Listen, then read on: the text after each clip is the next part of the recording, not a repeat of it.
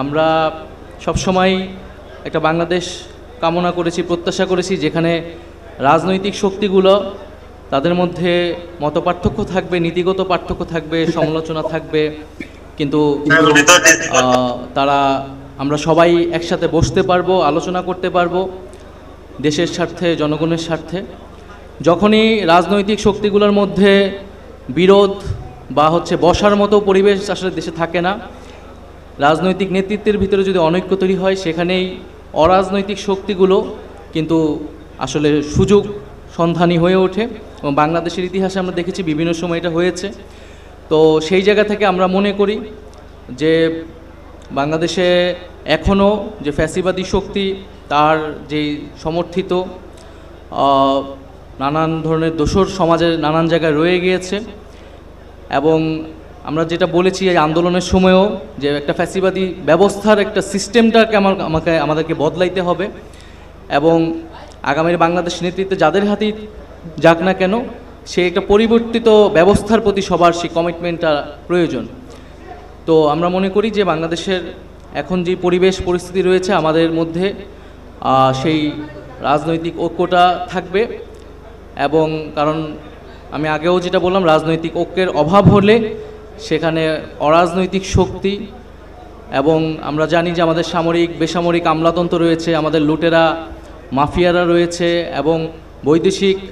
ষড়যন্ত্রকারী বিভিন্ন পরাশক্তি রয়েছে, এবং বাংলাদেশে দীর্ঘদিন নতজানু পররাষ্ট্রনীতির আন্ডারে বাংলাদেশকে রাখার চেষ্টা করেছে বিগত সরকার। তো আমরা সামনের বাংলাদেশ স্বাধীন, সার্বভৌম এবং একটা গণতান্ত্রিক বাংলাদেশ হবে, বৈষম্যহীন বাংলাদেশ হবে, সেটাই আমাদের প্রত্যাশা। তো সেই জায়গায় অবশ্যই যে কোনো পরিস্থিতিতে জাতীয় নাগরিক পার্টি বাংলাদেশের জাতীয় ঐক্যের জায়গা ধরে রেখেই কাজ করবে, এবং জাতীয় নাগরিক পার্টি একটি নতুন রাজনৈতিক দল, এবং গণ অভ্যুত্থান থেকে উঠে আসা তরুণরাই আমরা এই দলটা পরিচালনা করছি, নেতৃত্ব দিচ্ছি। সেই জায়গায় বাংলাদেশের যে বিদ্যমান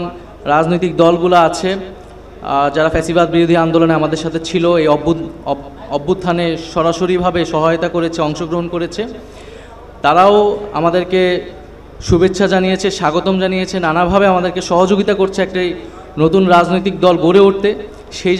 সেই জায়গাতেও আমি জাতীয় নাগরিক পার্টির পক্ষ থেকে বিএনপি সহ বাংলাদেশের ফ্যাসিবাদ বিরোধী রাজনৈতিক দলগুলোকে আন্তরিকভাবে ধন্যবাদ জানাচ্ছি, এবং আমরা মনে করি যে আমাদের যেই মুজিববাদের বিরুদ্ধে আমাদের যে লড়াই হয়েছিল, গণ অভ্যুত্থান হয়েছিল, সেই লড়াইয়ের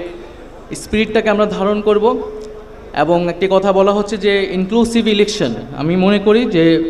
ইনক্লুসিভ ইলেকশন হওয়ার মতো, বাংলাদেশের জনগণকে প্রতিনিধিত্ব করার মতো রাজনৈতিক দল বা পক্ষ বাংলাদেশে রয়েছে। 5ই আগস্ট বাংলাদেশের জনগণ যেই শক্তিকে পরাজিত করেছে, মুজিববাদ এবং আওয়ামী লীগ, ফ্যাসিস্ট আওয়ামী লীগকে বাংলাদেশের জনগণ আসলে বিদায় করেছে। ফলে বাংলাদেশের যেই সামনের ভবিষ্যৎ রাজনীতি, নির্বাচন, সেখানে আসলে সেই মুজিববাদী রাজনীতির কোনো স্থান আসলে হবে না, এবং একটা বিচার প্রক্রিয়া যখন চলমান আছে, বিচারের আগে তো সেই প্রশ্নটিই আসে না। তো আমাদের জাতীয় নাগরিক পার্টির পক্ষ থেকে সেই আহ্বানটা আমরা রাখবো যে এই বিষয়েও যাতে আমরা